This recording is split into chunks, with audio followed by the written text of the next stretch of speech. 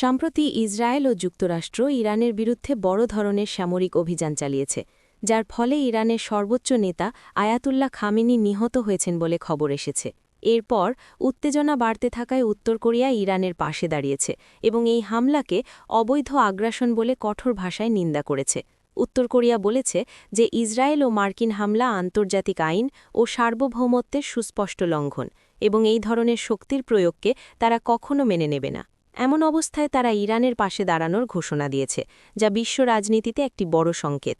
Trump ইরানের ওপর অতীতেও কঠোর মনোভাব দেখিয়েছেন, হুমকি দিয়েছেন বড় হামলার কথা বলেও।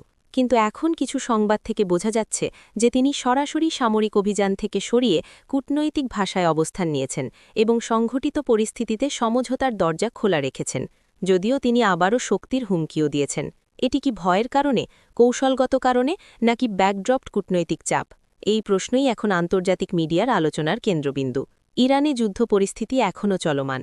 তেহরান, যুক্তরাষ্ট্র ও ইসরায়েল উভয়ের হামলার মধ্যে নতুন অঙ্গগুলিও যুক্ত হচ্ছে। উত্তর কোরিয়া এবং কিছু দেশ পশ্চিমা শক্তির বিরুদ্ধে রাজনীতি আরও দৃঢ় করে তুলছে। উত্তরের কোরিয়ার এই অবস্থান আন্তর্জাতিক অক্ষের একটা বড় সাদৃশ্য এবং সহমর্মিতা প্রকাশ করছে, যা যুক্তরাষ্ট্র ইউরোপীয় জোটকে আরও কঠিন অবস্থায় ফেলে দিচ্ছে।